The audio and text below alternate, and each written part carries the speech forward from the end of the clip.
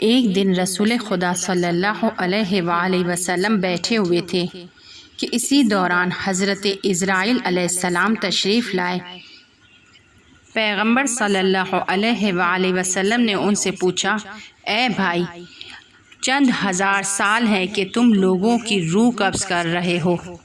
کیا کبھی ایسا ہوا ہے کہ جب تم روح قبض کر رہے ہو تو تمہیں اس شخص پر رحم آیا ہو؟ عزرائیل علیہ السلام نے کہا، ہاں یا رسول اللہ، 2 لوگ ایسے ہیں کہ جب میں نے ان کی روح قبض کرنا چاہی تو میرے دل میں ان کے لیے رحم آ گیا۔ ایک دن ایک کشتی دریا کی موجوں اور طوفان کا شکار ہو گئی اور ٹوٹ گئی۔ جتنے افراد اس میں تھے سب غرق ہو گئے، سوائے ایک خاتون کے کہ جو حاملہ تھی، اور وہ ہر طرف ہاتھ مار رہی تھی تاکہ خود کو نجات دے۔ اسی دوران اس کے بچے کی ولادت ہو جاتی ہے۔ بہت زیادہ تلاش اور کوشش کے بعد وہ خاتون لکڑی کا ایک ٹکڑا ڈھونڈ پاتی ہے کہ جس پہ وہ اپنے بچے کو رکھتی ہے۔ وہ خاتون اپنے بچے کو بچانے کے لیے چاہتی تھی کہ اس کو دودھ پلائے کہ خدا نے مجھے فرمان دیا کہ جاؤ اور جا کر اس ماں کی جان لے لو اور اس کی روح کو قبض کر لو اور اس کے بچے کو لکڑی کے تختے پر دریا کی موجوں کے درمیان تنہا چھوڑ دوں۔ اس وقت مجھے اس بچے پر بہت زیادہ رحم آیا، اور دوسرا شداد کی روح جب مجھے قبض کرنی تھی تو مجھے بہت زیادہ رحم آیا، کیونکہ اس نے بہت زیادہ تلاش و کوشش کے بعد ایک جنت بنائی تھی جن کے باغات سونے کے تھے اور درختوں کی ڈالیاں ہیرے جواہرات سے بنی ہوئی تھی۔ اس باغ میں موجود چھوٹے چھوٹے پتھر جواہرات کے تھے، اس کے درخت مرجان کے بنے ہوئے تھے، اس کی شاخیں زمرد کی بنی ہوئی تھی،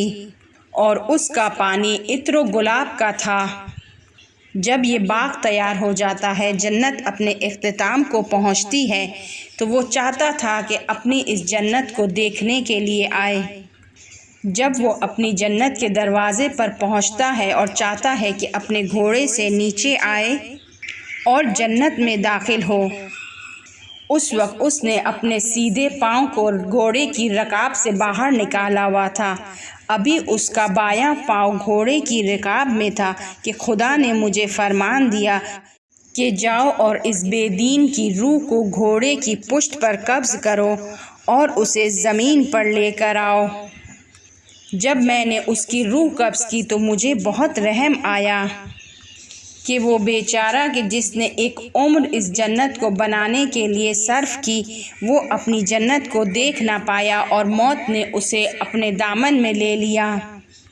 اور وہ جنت کو دیکھنے کی آرزو اپنے ساتھ قبر میں لے گیا۔ حضرت عزرائیل یہ سب کچھ رسول خدا صلی اللہ علیہ وآلہ وسلم کے لیے بیان کر رہے تھے کہ اسی دوران حضرت جبرائیل علیہ السلام آتے ہیں اور فرماتے ہیں، اے محمد صلی اللہ علیہ وآلہ وسلم، خدا آپ پر درود و سلام بھیجتا ہے اور فرماتا ہے کہ میرے عزت و جلال کی قسم کہ شداد وہی چھوٹا بچہ ہے کہ جو دریا کی بے کراں موجوں کے درمیان تنہا تھا۔ ہم نے اس کی پرورش کی، اسے دریا کے طوفان سے نجات دی، بغیر ماں کے اس کو بڑا کیا، اور بالآخر اس کو سلطنت اور بادشاہی عطا کی، لیکن اس نے ہمارے خلاف آواز بلند کی اور خود کو خدا مان بیٹھا۔ ہماری نعمتوں کا شکر کرنے کی بجائے کفران اور ناسپاسی کرنے لگا، خدا کو جاننے کی بجائے خدا کی پرستش کی بجائے خود کو دیکھنے لگا اور خود کی پرستش کرنے لگا،